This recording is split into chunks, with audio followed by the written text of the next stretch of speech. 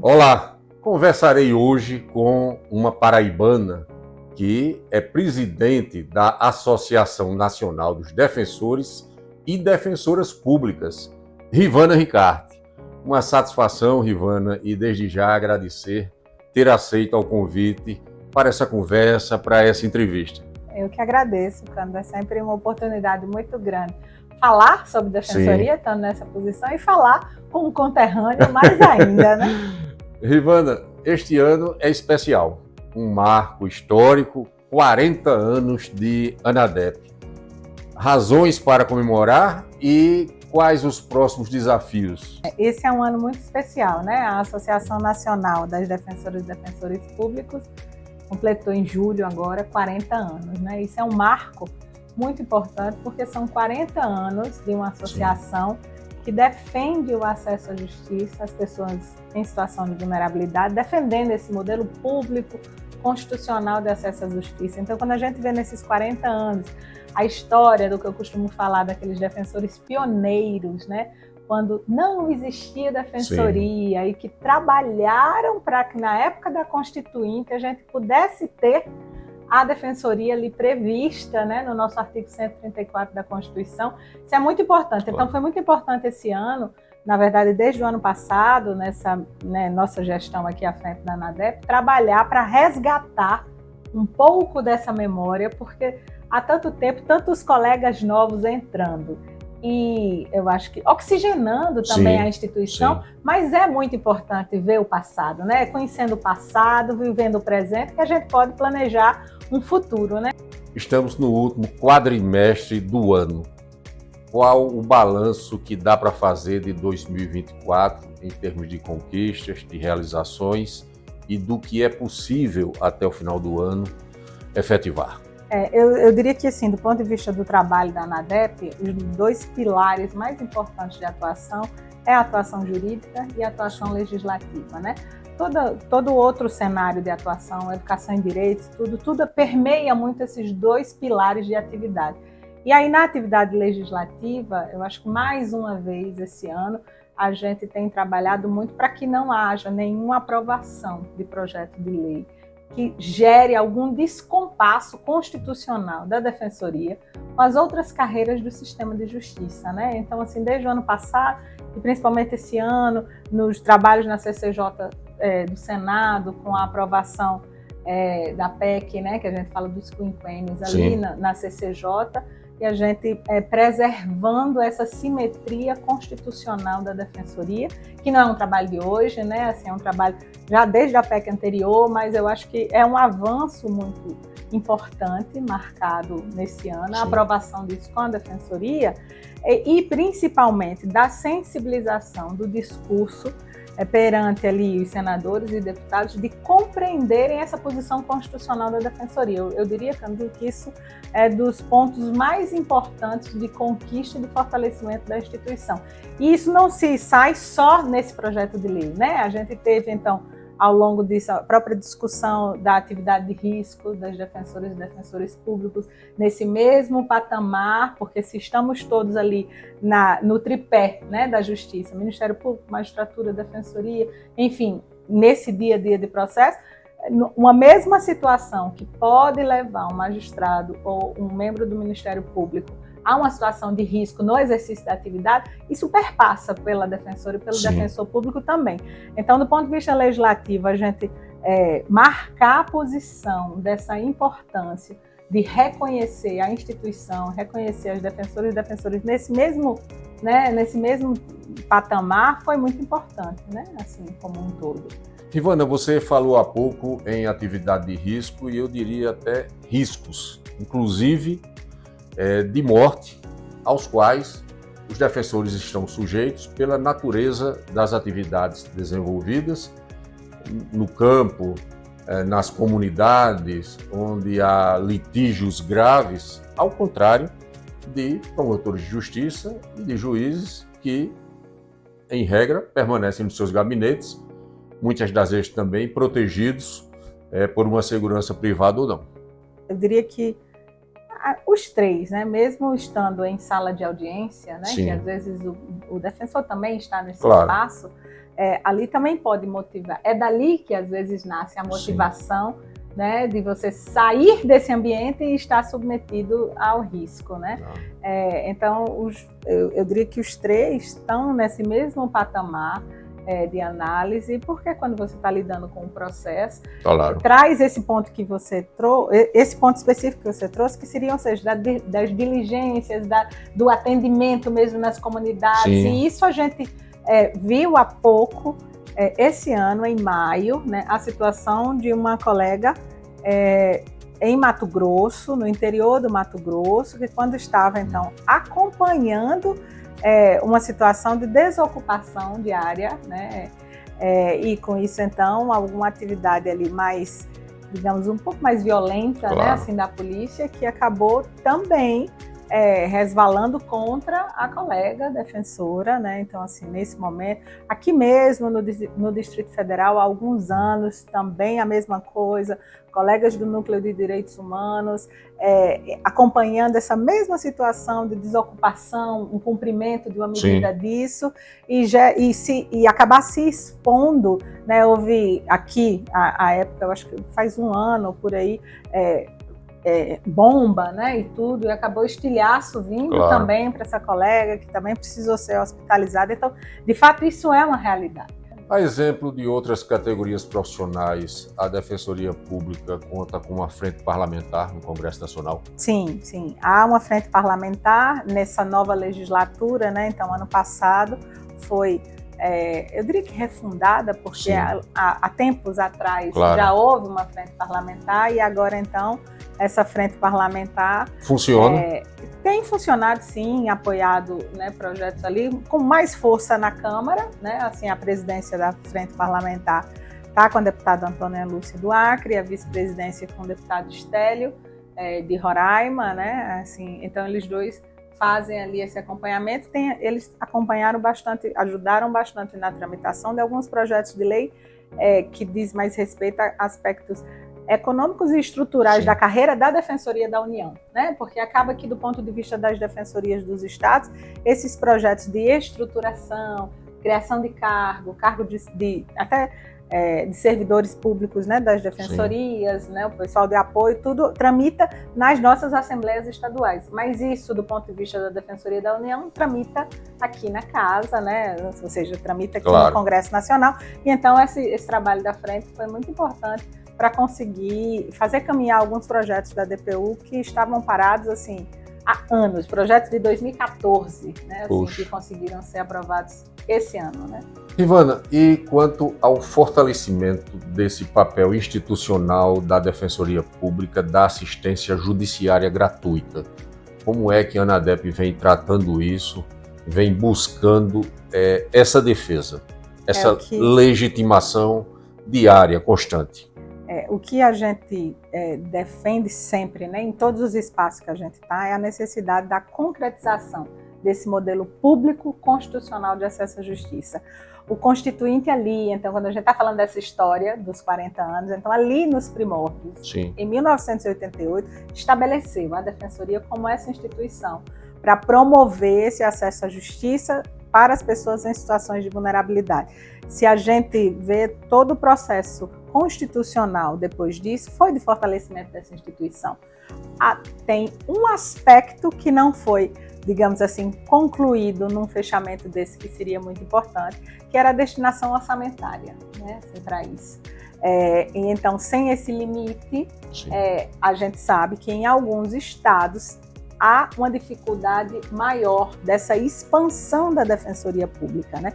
Mas, enquanto associação, o diálogo que a gente busca fazer em parceria com todas as associações estaduais e com as defensorias nos estados é dessa sensibilização dos governos sobre a importância de termos defensores públicos em todas as comarcas, né? Porque, na verdade, é diferente ter um defensor, não é simplesmente ter o acesso ali a um processo, não é isso. O defensor, ele vai, é como se a gente discutisse assim, o defensor que vai fazer a inspeção numa situação penitenciária, né, na situação penitenciária, vai fazer essa inspeção carcerária, ele vai ver, sim, a situação do processo criminal, do processo de execução, mas ele também vai ver a situação se aquele pai que está ali preso registrou seu filho, Sim. ou seja, todos esses outros atendimentos. Cidadania, a né? cidadania, que não é da mesma coisa de uma simples assistência judiciária. Então, por isso que a gente fala que a defensoria, ela transforma, por isso, né, da situação de ser agente de transformação social. Não é simplesmente apresentar processos judiciais, né? É de realmente pensar nessa política pública. Rivana, e quanto à insistência por algumas prefeituras em prestarem essa assistência judiciária gratuita? É isso que a gente diz, é uma burla ao modelo público de acesso à justiça, porque o modelo público prevê, né, assim, a Defensoria Pública no Estado Federado, a Defensoria Estadual presente em todas as comarcas. Então, é absolutamente diferente o serviço prestado por uma assessoria jurídica municipal, que muitas vezes sequer vai litigar contra, né, assim, o governo, do que é uma instituição autônoma, calcada com garantias para os defensores e defensores públicos, prerrogativas para as defensoras e defensores públicos, para que possamos atuar com independência, né? Então, essa independência, essa autonomia da Defensoria Pública que impacta que o trabalho prestado por cada defensor e defensor público, de fato, seja o melhor, né? E uma coisa só assim, para acrescentar, muitas vezes pode haver um falso engano, né? De que, porque, enfim, a defensoria atende só ali, naquela comarca, não sobe com o meu processo para os tribunais superiores, sim, não, né? Assim, isso não é uma realidade. A realidade é que a gente acompanha o processo do início ali, dessa abertura, e levando o processo até aqui. É óbvio que não são todos os processos que sobem, mas isso por uma questão processual, daquilo que cabe o recurso ou que não cabe. Mas se quem acompanha aqui as demandas no STJ, no STF, veem o quanto que é a atuação de defensoras e defensores trazendo esses processos para cá, que tem mudado muitas jurisprudências nos tribunais superiores, né? E aí, enquanto a ANADEP, o que é que a gente trabalha aqui para estar? A gente, de fato, enquanto associação, tem ocupado esses espaços do ponto de vista federal, porque a gente entende que, estando lá, estamos falando sobre defensoria. Então, quando a gente fala Conselho Nacional de Direitos Humanos e diversos grupos de trabalhos que o Conselho tem, a ANADEP está lá. A ANADEP é a instituição convidada permanente desse Conselho, né, por causa da credibilidade do trabalho, porque a gente vai ter defensores especializados em cada tema que estão fazendo parte desse grupo de trabalho e discutindo, então, formação de política pública que vai revelar nos estados também. E nisso em outros conselhos também, Conselho Nacional de Pessoa Idosa, né, que estamos lá, Conselho Nacional de Prevenção e Combate à Tortura, a ANADEP também está lá com assento, Conselho Nacional de Política Criminal e Penitenciária. Trabalhamos enquanto ANADEP ano passado bastante para conseguir que o ministro, ainda à época, ministro Dino, nomeasse um defensor para fazer parte desse conselho, e é esse conselho que discute coisas como o indulto, né, que é uma questão tão relevante para a atuação no criminal. Ivana, a curto, médio e longo prazo, como é que você vislumbra a Defensoria Pública deixar de ser o patinho feio do judiciário? Não, eu acho que essa coisa do patinho feio, esse estigma já está ficando para trás há muito tempo, né? Assim, a gente já está caminhando há muito num outro patamar, que é esse patamar de simetria e de respeito das outras instituições.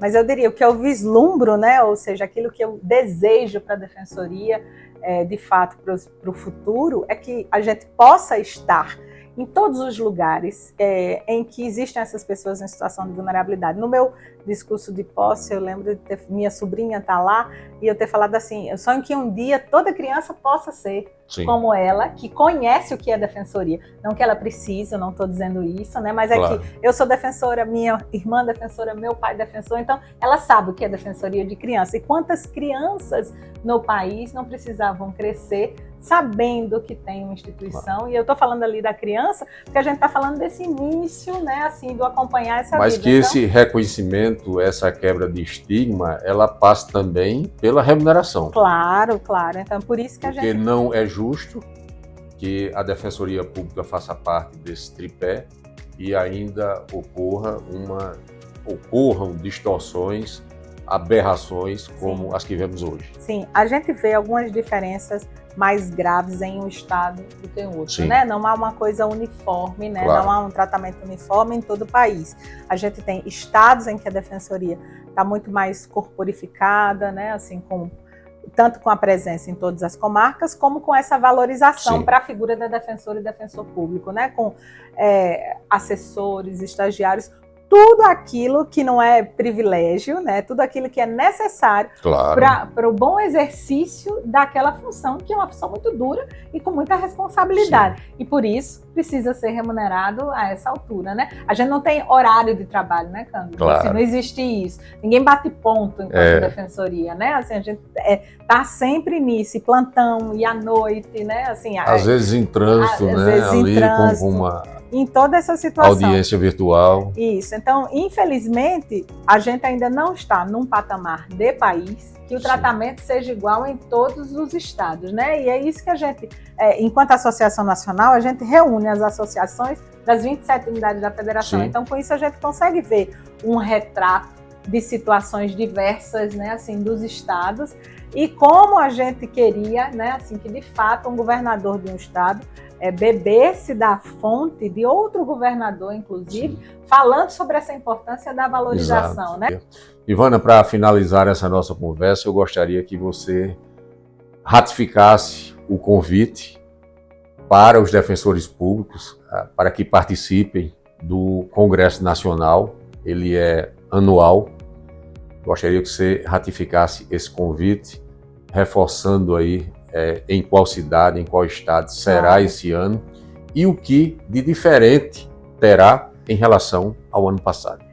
Então, vai ser uma alegria muito grande encontrar todas as defensores, muitas vezes as servidoras, Sim. assessores de comunicação como um todo da defensoria, né? Nesse momento que eu digo não, na verdade é o maior congresso de defensoria pública do mundo. Por quê? Porque no Brasil é onde a gente tem a defensoria pública mais forte, começa por aí, né? Então a gente se reúne de 2 em 2 anos, Sim. né? Esse ano vai ser em São Luís, na cidade de São Luís. Nunca tinha acontecido o congresso nessa região, uma região que acaba juntando ali um pouquinho do norte, um pouquinho do nordeste. Estado do Maranhão. São Luís está ali no meio, Maranhão está ali no meio, então vai ser na cidade de São Luís, no período de 12 a 15 de novembro, né? A abertura dia 12. No dia 10 e 11 a gente vai ter também o campeonato esportivo, né? Então a gente vai ter o futebol society, né? Que eu acho que chama, e o beach tênis. Então a gente tem isso no domingo, na segunda-feira. Não, na verdade, na segunda e na terça de manhã. Na terça a gente também tem as reuniões das comissões temáticas da ANADEP, né? Então a ANADEP tem hoje 15 comissões temáticas e essas comissões se reúnem nesse momento prévio. Sim, aí durante o congresso mesmo a gente tem esses 2 momentos, a apresentação das práticas e teses, 25 práticas e 25 teses, que os defensores de todo o país já passaram por uma primeira seleção, tem uma banca, já receberam os trabalhos, já selecionaram esses, e ao longo, né, dos dias de palestra, o que é que a gente vai ter para discutir, né? É fundamental, e o primeiro painel do CONADEP, a gente vai discutir a defensoria, meio ambiente e democracia, né? Claro. Não há como a gente falar tudo isso que a gente está vivendo no momento, né? É uma questão de crise climática e que, muito pelo contrário, por alguns possam pensar, a defensoria tem tudo a ver nessa atuação. Né?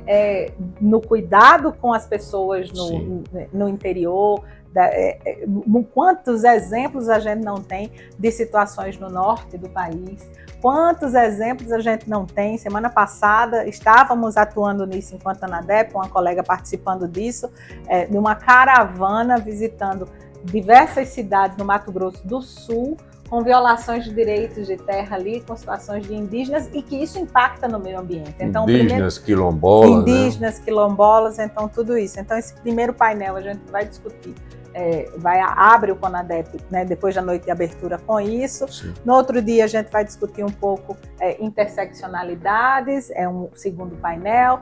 Depois não há como também não discutirmos essa questão do direito do digital, Sim. né? Ou seja, de todo esse aspecto da inteligência artificial e o que isso tem impactado no trabalho das defensoras, na justiça e Sim. no trabalho das defensoras. Sim. Eu diria até mais, não é nem só na justiça, é na sociedade, né? Assim, Claro. quanto que isso está impactando e o que essas mudanças ocasionam nesse acesso à justiça, como lidar com isso, com a vulnerabilidade digital das pessoas que a gente atende também. Então, isso é um terceiro painel. E o último painel, no último dia, é o painel em que a gente está discutindo acesso à justiça nessa perspectiva criminal, né, assim como um todo. E aí, durante o Congresso também, a gente vai ter 2 lançamentos interessantes, né? O lançamento do documentário Sim. da ANADEP, dos 40 anos também, porque, enfim, é uma oportunidade das defensoras e defensores do Brasil conhecerem essa história, né, contada pelos presidentes e presidentes que passaram aqui nesses 40 anos.